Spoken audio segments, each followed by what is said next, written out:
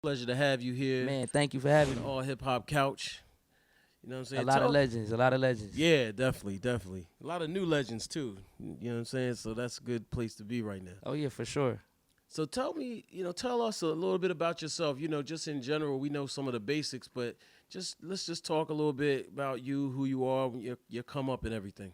Man, like the come up, I think the come up is any other black guys in the story in America. It's a lot of struggle, it's a lot of grind, and it's just like a lot of prevailing that's going on. You know what I'm saying? Everybody has their struggle. Hmm. It's really not too many different. Yeah, It's like there's nothing new up under the sun. yeah, Even though we might have different, situations or whatever that shaped us, at the end of the day, we still going through struggles as, black guys in America. yeah. So, coming from the D, you Mm. ain't, you don't really got to say too much Right. more, past that, born and raised in Detroit. Yeah. Just got into the same BS that, that the city had to offer. Yeah. And I think after a while, it just became a really main focus to get up out of there. And Right. so that's who I am, man. Right now, I'm just a young cat from the west side of Detroit, Hmm. grinding, creating music, just trying to connect with people on a real level. Like not so.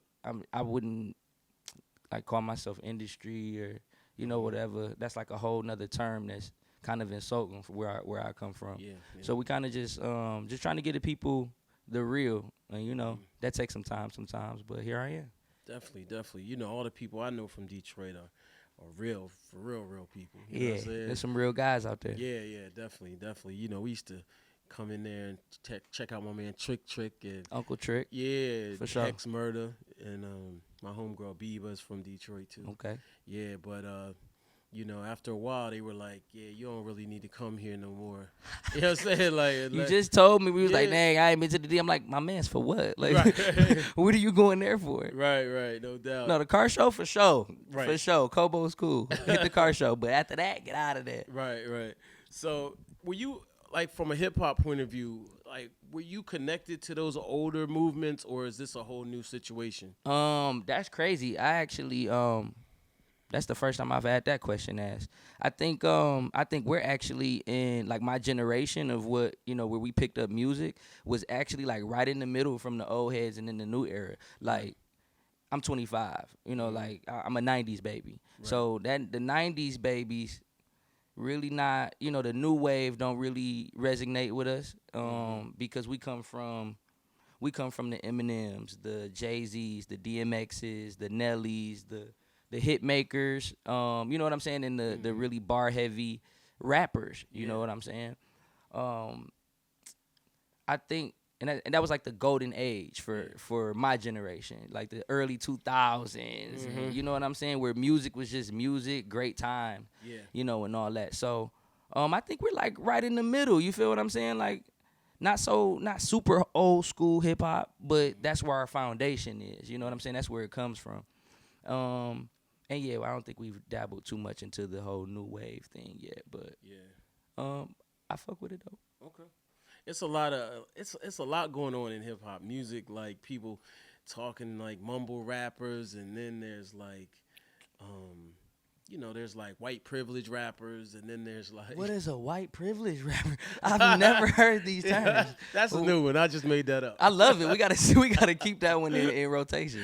A white privilege I say rapper. white privilege because a lot of dudes they go straight to like People magazine. You know what I mean? Like Mm, they don't have to go through the ranks like say Eminem. You know what I'm mm. saying? So that privilege helps go straight to the I've league. I've never experienced that. Yeah, that's what Yeah. I'm saying. But definitely you have your own style. I would say there's some consciousness there, but also some humor too. Like, how would you describe your style musically? I describe my style as narrative. I'm kind of just a narrator of my life, what goes on, what I see, what I do, how I feel, Yeah, and I'm a human being. So I don't, you're not always mad, you're not always happy, you're not hmm, always horny. You ain't you go through different emotions, and at horny is different. not an emotion though. Just Oh, for me, it definitely is. It's one of my top ones. I gotta keep that. I gotta keep that on deck at all times. That's one of my top emotions. All right. But I'm a human. I go through a Yeah. lot of different things. Mhm. And it just depends on what the day is. You might catch me on a bad day. You might catch me on a good day. Mhm. And whatever beat that goes through them speakers, Yeah. and whatever that's saying, that's really what you're gonna get. So the style is just it's genuine. It's real. It comes from a real place. It's not just um it's not just something that was just cultivated out of trends or Mhm. something like that. Do you think too many people are followers in hip hop Um, these days? you mean like Mm. the rappers or like the fans? The rap? Well, a little bit of both, really. Um, I was thinking the rappers though. if you want me to be honest, I honestly don't know too many of them. You know what I'm saying? And that's just me being honest. I don't know too many of them to really know what they leading and what they following. Mhm. I really don't pay too much attention to that. I guess as far as like outsiders, fans, supporters, I think they gravitate towards. I mean, it's just like high school. They gravitate. You see a crowd of people in a circle. You like, yo, what's going on? And somebody's in the middle of that fighting. You know what I'm saying? Right. So it's kind of just like nobody wants to be left out. Nobody wants to be left out the group, left out the circle. Yeah. So I wouldn't say necessarily follow. That's Yeah. kind of like a harsh term. Like Everybody. Pete, my Everybody. mama always like. I remember growing up, and moms was like, "Don't ever be a follower." Yeah. You feel me? Like for real. So when you hear that word, it's like, are you a follower? It's kind of like, Yeah. Yeah. it's just a word. Talk about your new song and your relationship with your ex. I don't like none of them hoes. But they made the song. Yeah. They made a great song. I could tell you that the experiences that I've gotten, just from relationships, period. It's not necessarily just like an ex bashing thing. Like, oh, I hate her. You know what I'm saying? It was more like the irony of the song is exactly what it is. Like, and that's the song that blew up. That's the song that got me popping, so to speak. Mhm. So when you talk about something like that, like with exes, it's like, well, yeah, this is the song that did it. You know what I'm saying? And out of all things, you know what I'm saying, is Mhm. this song. They all hit you up like, yo, so what's up? They don't think that they're the ex I was talking about. Right. They Right. all hit me up on the same tip. Like, yeah, so that song you made about your other ex was I heard that joint, but what's up? It's Right. like, no, you made the song. I did that for you. Get off my line.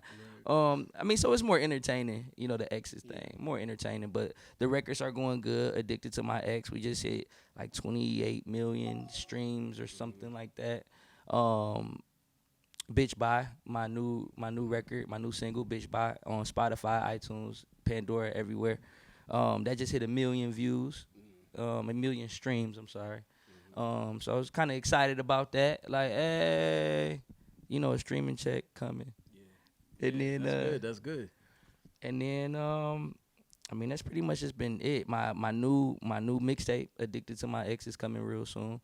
Mhm. So just been working on that, man. I'm gonna release a couple more singles, that I think really get the people jigging. Okay. You know what I'm saying? Yeah. Get some bounces going on, and then it's a go, man.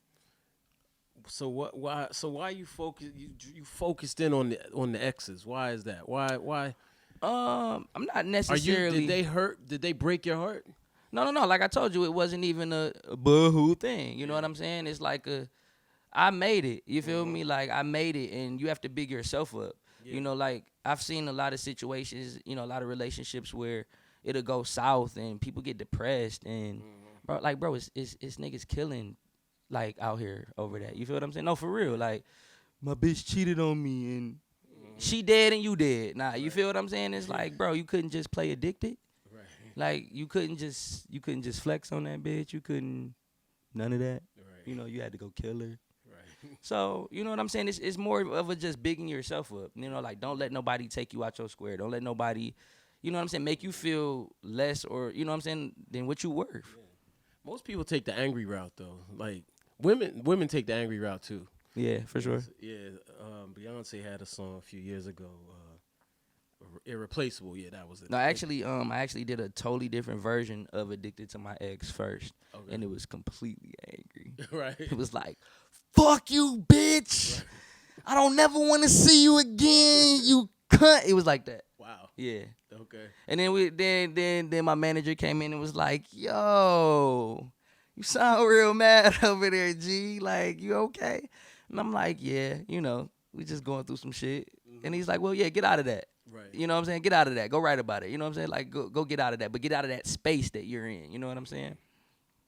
Hence, we started flexing on hoes. No doubt. So, what advice would you give somebody on how to break up with somebody? It's not gonna be the best advice, but like me personally, Yeah. I'm gonna just text your ass. That's texting.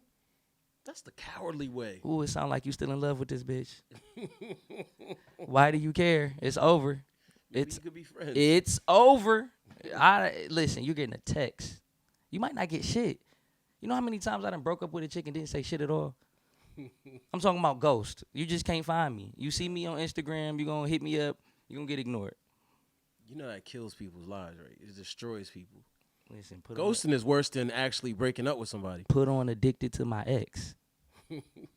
Play it and flex on me. Like, you know what I'm saying? Yeah. Purchase it first. Mm-hmm. You feel me? So I can get my check. Purchase it.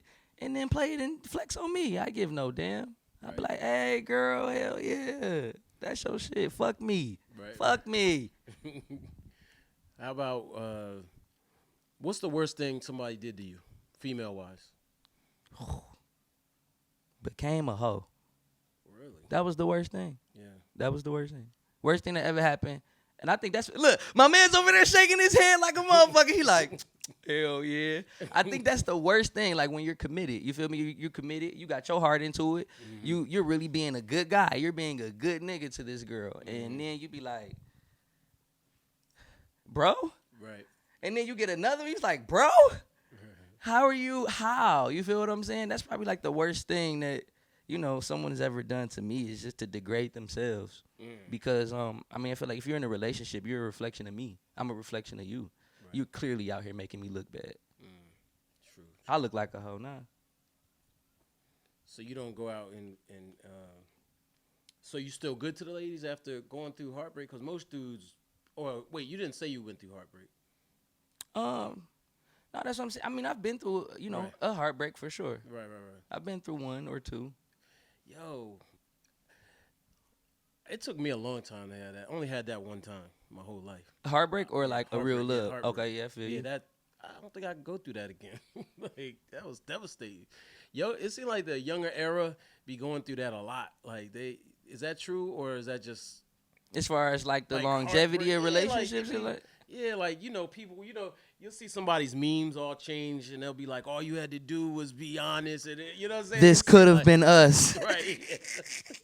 You'll see like 7 memes in a row and you'll be like, man, they going through something right now. I think like with the new generation, that's just not our focus so much.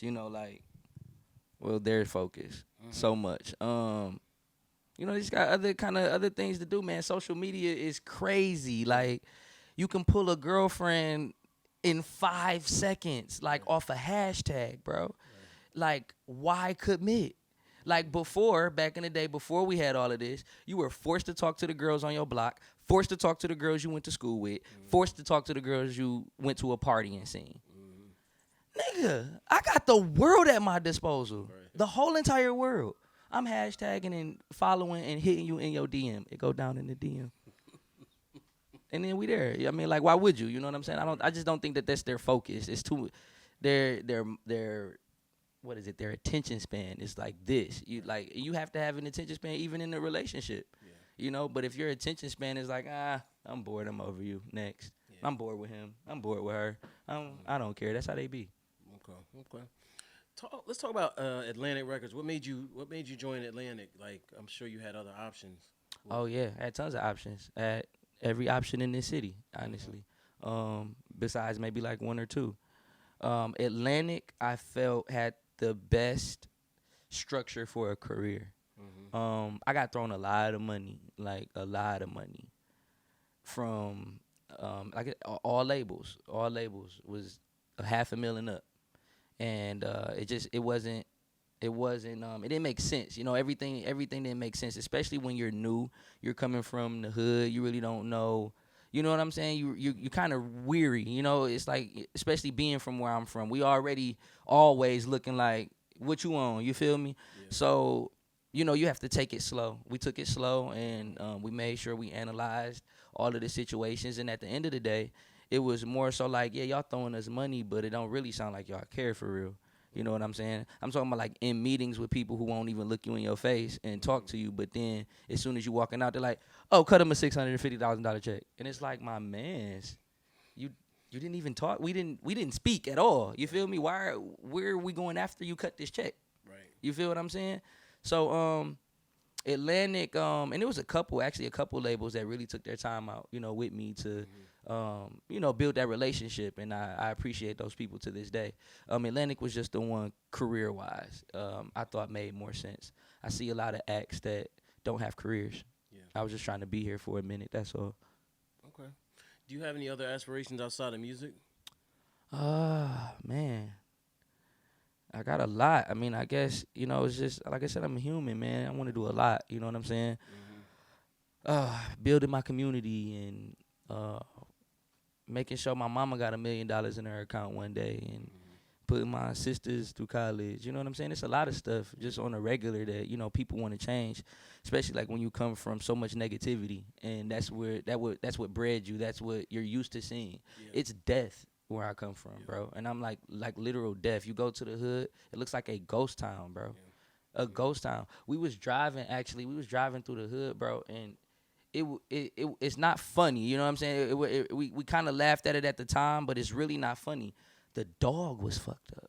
Wow. Like, you go to the hood and you look at a stray dog, why do you look fucked up? You know what I'm saying? But you can go to the suburbs and see a stray dog, and they look well put together. Right. Yeah. You feel me? Even the strays. It's a totally different world. So when you go there and it's nothing but death, the houses are death, the animals are death, the people are death. Yeah. You feel me? You see a lot of things that need correcting. Yeah. You know what I'm saying? Yeah. And and I think a lot of those aspirations come from there, just correcting a lot of negativity. Is there any hope for Detroit? Like I've heard different. I'm right here. Hey. Okay. Hey, here we are. Got you. We about to get it. You feel me? Yeah. That same shit that I've been working hard for to rebuild this community, put people through college and all that. That's why we in there.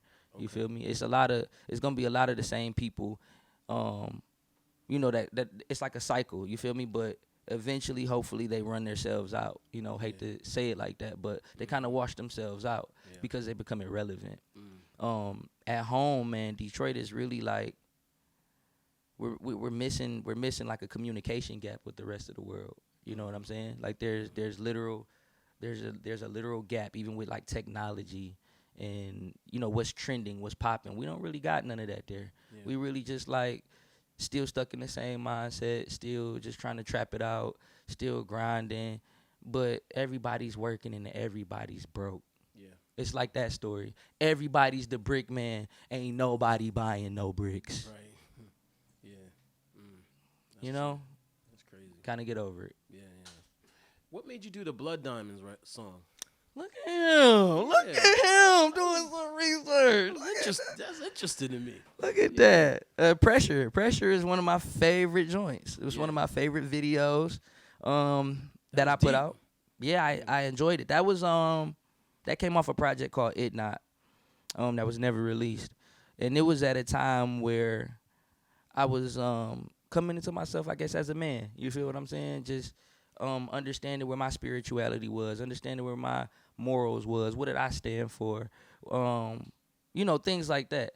So with that record, it was actually, just like a self-awareness. I was in a space where it was like, man, we do all of this diamond shopping, buying jewelry, blah, blah, blah, blah, blah, blah, blah, to, I guess, like, make up for whatever else that we're lacking in, right. And don't even realize that we screwing ourselves. We screwing ourselves. Yeah. Even on the surface of spending the amount of money that we spend on these things instead of investing in businesses, investing in homes, investing in our children, we just retarded, bro. You feel me? So that was a record when I realized that I was retarded and I realized that I couldn't help it. Right. 'Cause I'm black. Right. I can't help it, bro. So that was the moment. That was the moment I was like, man, I gotta stop buying all this jewelry. Yeah. Look at that Rolex. Right. It was that moment. Okay. Pressure was a great joint, man. I enjoyed that record. Yeah, definitely. One of the few places Donald Trump stopped and addressed black people was Detroit. He was there. Yes. Where were He we? went to a church. Where were we? Oh, we were in Atlanta. Okay, well, that's interesting. Any thoughts on him? Yeah. On Donald Trump. Why'd he pick Detroit?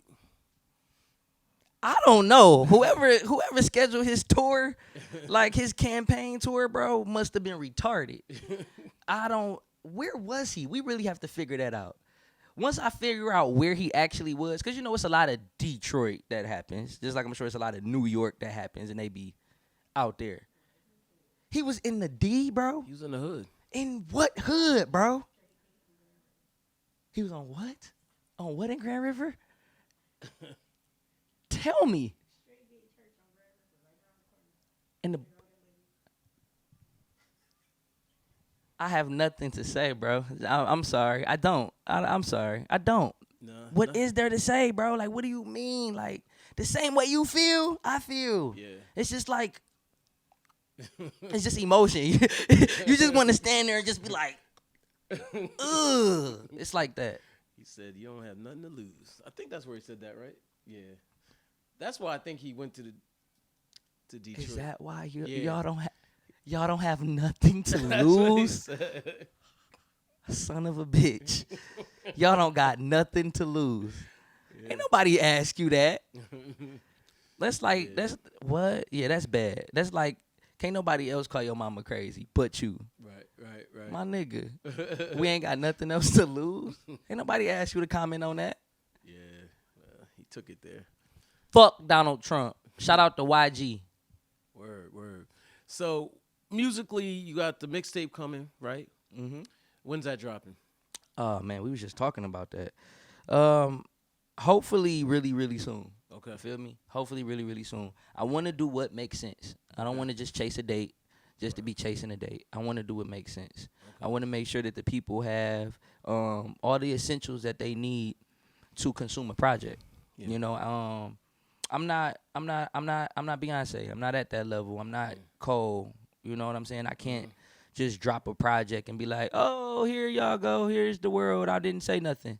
Yeah. You know what I'm saying? Yeah. I come from the era where promotion was heavy. You feel me? Like tours were heavy and giveaways and all that before all of the social media stuff where you don't release a project until you're 3 singles in. You know what I'm saying? And each single runs its course. You know what I'm saying? So I'm kind of like there with it. Grassroots. I want to build it up from the ground. And because just realizing that a lot of these artists that live on social media, that live through these internet platforms, they don't last long. Yeah. They last for about 4 or 5 years. Everybody's blog. And then for some reason, y'all forget about them.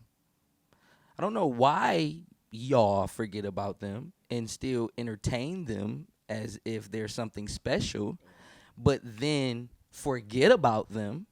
But that's their business. You know, I'm just here to make good music and work and be here for a minute. Can you give us your top 5 favorite dead or alive rappers?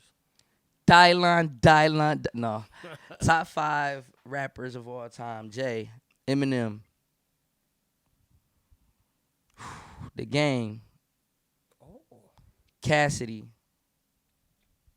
MC JR. No, you can't. No, you can't do that. I refuse. Dang. Chef Geach. Who? Chef Geach. Who's that? You gotta get hit. You just gotta get hit. Chef Geach, Yacht Club Social Network. It's my little brother. Okay. You'll All be right. hearing from him real soon. Cool. What made you say the game? I've been thinking about the game personally, in his where he stands in the game in the overall look of the top. Well, can I let me give you this piece of information. I cheated on your question a little bit.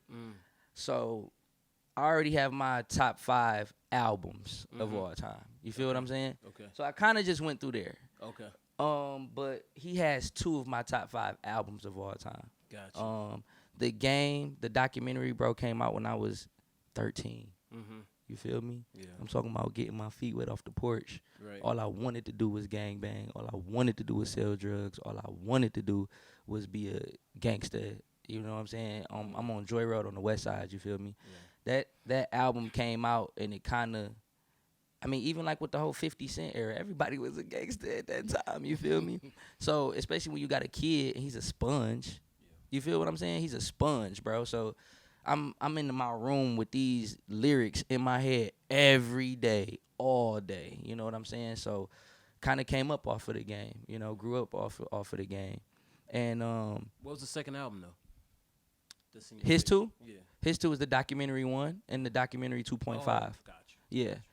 Those two albums, like if you stuck me on an island, I would have to have those 2 albums. Number 1, his first one is gonna take me back to my childhood, and I'm gonna probably live 4 or 5 years off of that one album. You know, the documentary 2.5 was everything that the documentary 2 wasn't.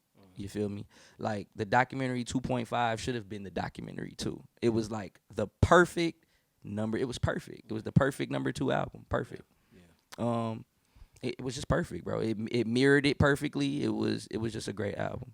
So out of my top 5 albums, I kind of just picked out who created those and stuff. Okay. All right. Okay. Cool. So in the game, real quick, just on the game. This is just real quick. He's the only rapper ever I've seen that has come out as a new artist that has been beefing his whole career and is still here. How have you been beefing your whole career? From the beginning of your career, you've been beefing, and not with no little niggas, with major niggas. You want my theory? Talk to me. He's got good representation. You can't be mad at that. He got great representation. You can't be mad at that. Yeah, man. Yes, you can't blackball him. Yeah, I mean, you so. Yeah. What up, though? Yeah. What can you do? Yep. But yeah, I like the game. The game's a man. His new album too is dope. 1992. I haven't checked it out Yes, yet. I very haven't checked good. it out. It might take that spot. Yeah. For sure, you think so? Damn. Okay. It might. Yeah, I he don't told know. like when I seen this interview on, he was telling me like he really went back there. Like to that time. That's when he was coming up. Yeah. Solid. Dang, I think he said he was like 13. You feel what I'm saying? He was like 13 at that time. I was just born. I was 1. Right. But you feel me? But yeah, that was his time and his era. 13 being a sponge. Everything that was happening around him is what shaped him in his life. So yeah, for sure, that's dope. I gotta check it out.